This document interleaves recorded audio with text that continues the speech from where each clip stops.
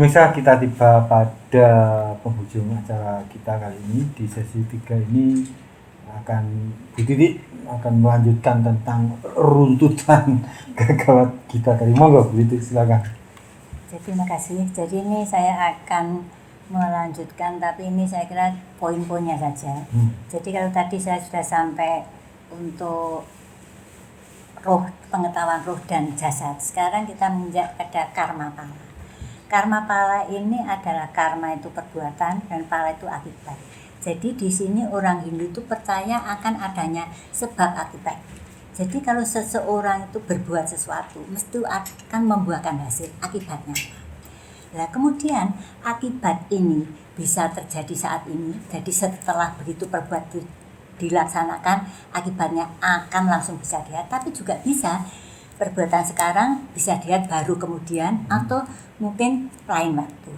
Yang jelas perbuatan ini akan diterima oleh semua yang merasa berbuat. Apakah itu baik atau buruk, tapi yang jelas akan diterima. Lambat ataupun cepat, sekarang ataupun nanti. Nah, karma pala ini sangat penting karena nanti akan menentukan seseorang itu masuk surga atau masuk neraka.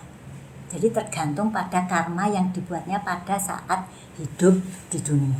Tapi sebetulnya ini kalau kita lihat, jadi apapun yang diperbuat oleh manusia, apapun yang terjadi, itu sebetulnya berawal dari dirinya sendiri. Baik itu disadari maupun tidak disadari. Nah, kemudian juga ada, jadi di sini itu yang menyebutkan bagaimana seseorang itu bisa semua itu mencapai surga. Karena itu adalah dambaan dari semua orang. Nah, kemudian perlu kita ketahui bahwasanya dalam agama Hindu itu kan ada penstrataan sosial. Jadi adanya kasta-kasta itu. Jadi mulai kasta Brahmana, ada Satria, Vaisya, dan Sudra. Jadi kalau Brahmana yang jelas itu yang mengurusi mengenai kaitannya dengan rohani. Itu adalah para resi, para begawan, maupun pendeta. Kemudian ke Ksatria itu adalah raja, bangsawan, maupun prajurit. Dia sangat mendambakan mengenai kepahlawanan, keberanian dalam medan perang, dan juga mungkin mengenai kewibawaan. Kemudian kalau Vaisya, yang termasuk Vaisya di sini adalah para pedagang dan petani, di mana mereka itu mempunyai modal sendiri, mempunyai harta sendiri. Kemudian ada Sudra. Sudra itu adalah para buruh. Jadi para buruh ini tergantung pada ketiga kasta tadi, baik Brahma, Ksatria maupun Vaisya. Jadi di sini Sudra itu buruh. Jadi dia mengandalkan kekuatan fisik dan ketaatan. Nah, seseorang ini bisa dilahirkan dalam lingkungan Brahmana, Ksatria, ataupun Sudra, Vaisya. Itu semuanya akan bisa masuk surga. Tapi dengan tertentu. Jadi dengan ketentuan tertentu. Jadi misalnya, jadi yang memang harus, jadi bisa dicapai surga, bisa dicapai semuanya, tapi dengan syarat-syarat tertentu. Pertama, dia harus menyembah Tuhan. Jadi Brahman tadi. Kemudian dia harus dalam hidupnya harus selalu bersyukur. Kemudian juga harus selalu mengingat Tuhan, baik di waktu dia masih hidup maupun pada waktu mati. Kemudian dalam menjalankan karmanya, dia harus betul-betul ikhlas. Jadi suatu kewajiban yang dilaksanakan itu jangan menghitung untung rugi, kalah menang. Jadi semuanya lakukanlah secara ikhlas. Jadi kalau sudah dilakukan secara ikhlas, nanti dia tinggal berdoa saja, nanti ada Tuhan yang akan menentukan. Karena kita tahu tadi disampaikan bahwa Tuhan itu sifatnya adil. Jadi mana yang berbakti akan mendapatkan balasan, ganjaran, tapi yang berdosa akan mendapatkan hukuman. Jadi itu adalah mengenai karma pala. Jadi perbuatan apapun itu yang jelas akan berakibat dan mendapatkan balasannya. Kemudian kita lanjutkan dengan samsara. Itu ada suatu kepercayaan yang betul-betul diingat oleh pemeluk Hindu, karena di situ adalah reinkarnasi, jadi penjelmaan kembali, di mana ini erat kaitannya dengan karma pala tadi. Jadi di situ diyakini bahwasanya seseorang yang karmanya jelek, nanti pada waktu menitis kembali itu akan mendapatkan derajat yang lebih rendah. Sebaliknya apabila dia melakukan karma yang baik, nanti dia akan mendapatkan tempat yang lebih baik. Jadi untuk samsara, penitisan kembali, ini sangat tergantung kepada apa yang dibuatnya atau pada waktu karma pala. Nah, kemudian bisa kami lanjutkan. Kemudian adalah yang terakhir adalah moksa. Jadi untuk moksa ini adalah sudah lepas atau terbebas dari keterikatan duniawi atau keterikatan perputaran penjelmaan kembali, perputaran reinkarnasi. Sehingga dia moksa itu adalah tujuan yang tertinggi dalam agama Hindu. Jadi kalau dia sudah mencari moksa itu adalah yang tertinggi. Karena kalau selama masih dia itu mengalami reinkarnasi beberapa kali, dia tetap harus berusaha. Jadi untuk menambal bagaimana agar kepuasan yang tertinggi bisa moksa itu bisa tercapai. Nah, untuk itu seseorang bisa mencapai moksa ini juga tidak mudah. Jadi harus bisa pengendalian diri. Jadi pengendalian diri itu bisa mulai pengendalian pikiran, kemudian perkataan sampai dengan perbuatan. Jadi apabila ini bisa dilakukan, nanti diharapkan moksa ini akan bisa tercapai. Kira-kira demikian. Jadi secara garis besarnya itu ada kelima sudah saya sebutkan tadi, dan itu pun dijelaskan secara rinci pada Bhagavad Gita. Meskipun itu urutannya itu tidak menurut saya ya meloncat-loncat gitu. Nah ini saya berusaha untuk menjelaskan itu secara berurutan, mulai dari sifatnya Brahman, perbedaan roh dan jiwa, roh dan jasad, kemudian karma pala, samsara, dan akhirnya moksa. Secara singkat adalah demikian yang bisa. Iya, terima kasih Bu Titi. Mungkin Pak Apung ada sesuatu yang bisa didapatkan di dalam khasanah budaya Jawa yang ada di dalam Bhagavad Gita itu, Pak. Di kalangan Jawa itu saya melihat ada sebagian dari Bhagavad Gita yang hampir sama, ada kemiripan. Saya tidak berani mengatakan bahwa orang Jawa mengambil isi dari Bhagavad Gita kemudian dimasukkan dalam budaya Jawa. Saya tidak berani itu, karena itu memerlukan penelitian yang sungguh. Iya. Tapi paling tidak ada nilai-nilai universal yang bisa didapatkan. Salah satunya adalah orang Jawa itu apapun itu selalu berusaha untuk didekatkan dengan Tuhan. Kalau orang Jawa mengatakan meninggal itu bali marang asalnya itu ya Tuhan itu. Nah di dalam apa? Di dalam Bhagavad Gita itu juga disebutkan ada manunggaling kawula itu memang ada di situ. Orang Jawa juga ada. Jadi nampaknya memang ada kesamaan. Namun saya tidak berani mengatakan orang Jawa ngambilnya dari situ, tidak berani saya.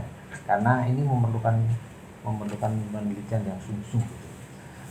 Ada lagi yang paling menarik adalah Bhagavad Gita ini di dalam pedalangan. Jadi pedalangan wayang purwa ya. Kalau wayang lainnya saya nggak tahu ya. Itu sebagian ada yang diajarkan melalui apa yang dibicarakan, apa yang dikatakan oleh dalang.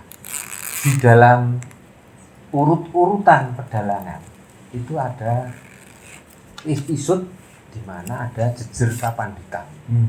Nah pada waktu jejer kapanditan ini sebagian daripada isi Bhagavad Gita saya pernah mendengar itu ada yang ini pernah dikemukakan oleh dalang yang kalau kita telusur itu asalnya dari Bhagavad Gita. Itu sungguh sesuatu hal yang menarik karena orang Jawa pandai mengolah jadi sesuatu yang dari luar kemudian dimasukkan ke dalam budaya sendiri, tapi tidak mengurangi atau tidak memusnahkan punyanya sendiri. Jadi seolah-olah ini adalah memang aslinya Jawa. Sehingga saya bingung, iki jane Bhagavad Gita yang cukup Jawa, apa Jawa Bhagavad Gita. Tapi saya melihat bahwa pedalangan dari orang-orang dalang-dalang itu sebagian ada yang mengambilnya dari situ. Jadi misalnya ada hal mengenai unsur-unsur anasir-anasir alam. Ada misalnya angin, ada misalnya air, ada misalnya api dan sebagainya. di dalam Bhagavad Gita itu juga ada. Lah orang Jawa itu nampaknya juga dimasukkan di dalam Astagfirullah. Loh, wah pintar tenang orang Jawa ini. Wah ini memang jadi ada hal yang secara universal mungkin ya. Iya. Yang ditulis, disusun di dalam Bhagavad Gita. Nah, yang menarik adalah Bhagavad Gita ini tidak ada satupun yang mencela dari kepercayaan lain. Ini yang saya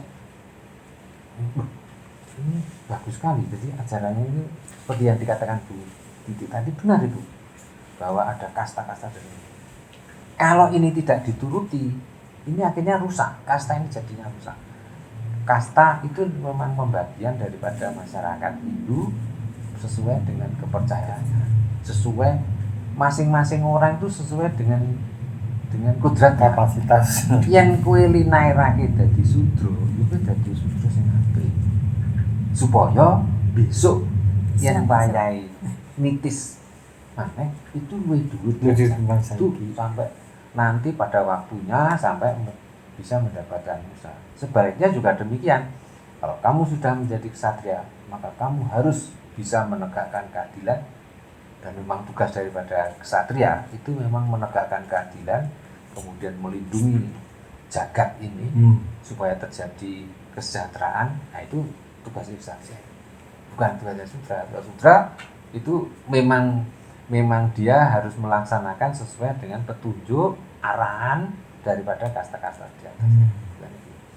Hanya indahnya di dalam Bhagavad Gita adalah ini adalah bukan prosa. Saya membayangkan andai kata ini dinyanyikan, kalau orang Jawa dikatakan dimocopatkan, wah minta api. Tapi ya itu saya bayangkan, lagi nek dimocopat nih, warulah babi pirang ini. Jadi tidak hanya semalam, tidak mungkin semalam. Dan kalau dimocopatkan kemudian dibicarakan berkali-kali, tentu ada orang-orang yang merasa bosan karena tidak semua orang tertarik akan hal itu. Nah, sekarang kita kembali pada masyarakat kita. Salah satu kelemahan daripada masyarakat kita adalah kurangnya kegemaran membaca. Ini yang sangat saya sayangkan. Kegemaran membaca ini sangat kurang. Kita tidak mampu untuk mengejar ketertinggalan kita dengan bangsa-bangsa lain. Salah satunya adalah karena kita kurang malas membaca. Itu malas kan. Saya begini, oh ya bener toh, orang Indonesia ini sedemikian, tapi kenyataannya juga lihat. Ini contoh yang sederhana saja lah. Contoh sederhana. Sifat-sifat yang baik, sifat-sifat yang luhur yang ditunjukkan oleh Bhagavad Gita ini sebetulnya bisa diterapkan di dalam masyarakat kita sesuai dengan budaya Jawa. Tapi yaitu seringkali kita tidak menemukan orang-orang yang gemar membaca hal yang demikian. Tidak hanya kalangan rakyat biasa, kalangan intelektual pun itu juga ketularan seperti itu. Saya tidak tahu ini penyakit, apa sifat, apa bawaan. Tapi cobalah, paling tidak dalam situasi yang sekarang ini, abadnya sudah abad 20. Sekarang itu malah sudah masuk 21. Kita masih seperti itu. Sangat sayang kalau serat Bhagavad Gita di dalam Kapustakaan Jawa itu ada serat Bhagavad Gita, itu ada. Itu saya tidak pernah mendengar diskusi meskipun jurusannya bahasa Jawa itu membicarakan tentang isi Bhagavad Gita. Sangat jarang. Sangat disayangkan bahwa isinya bagus sekali dan sesuai dengan budaya Jawa. Jangan mengambil itu dimasukkan ke dalam budaya Jawa, enggak, tapi sifat-sifat yang bagus di situ itu bisa kita gunakan. Saya kira itu yang bisa saya sampaikan untuk ini. Kalau begitu sekaligus tolong berikan closing statement untuk pemirsa Pak Om. Silakan. Yang pertama, kepada para pemirsa, saya mengharapkan Jangan melupakan kepustakaan. Baca. Karena yang dibaca salah satunya yang terpenting dari perpustakaan Jawa itu adalah serat Bhagavad Gita. Isinya sangat bagus dan mengajak kita bukan untuk jepalitan, tapi untuk menata jiwa ini supaya apa? Supaya teratur, supaya bisa bagus, supaya bisa sejahtera. Tentu saja menciptakan kedamaian dan tentu saja itu akan menjadikan Hayuning Bawono. Salah satu langkah untuk memayu Hayuning Bawono ialah dengan mempelajari isi Bhagavad Gita ini. Saya kira itu, Mas. Terima kasih, Pak. Bu Titi, monggo Terima kasih. silahkan. Jadi ini saya akan mencoba karena kita tadi bicara mengenai Bhagavad Gita. Jadi ini saya menyimpulkan kira-kira begini. Jadi untuk epos Mahabharata ini sebetulnya mengingatkan kita bahwasanya dunia itu tidak berubah. Jadi dunia ini skenarionya tetap sama, hanya meskipun setting dan dekornya berubah, tapi panggungnya tetap sama. Jadi di sini kita lihat bahwa banyak sekali terjadi peperangan. Itu ada disebabkan karena adanya keserakan dari manusia. Jadi selama keserakan itu masih ada, jadi perang akan tetap terjadi. Jadi meskipun orang-orang banyak yang ngomong-ngomong ya, baiklah kita berdamai, kita ciptakan perdamaian, bla bla bla bla gitu, sampai berbuih-buih. Tapi selama keserakan itu ada, masih ini mengenai persaingan, kemudian juga perang itu mesti tidak akan terhindarkan. Jadi saya kira itu. Jadi dunia masih tetap sama, selama manusia masih serakah, itu yang jelas peperangan akan tetap terjadi. Iya. Terima kasih Bu Titi. Baik pemirsa, Anda harus tetap membaca. Kemudian juga Bu Titi berpesan dunia tetap sama. Jumpa lagi di acara Jala Budaya episode berikutnya.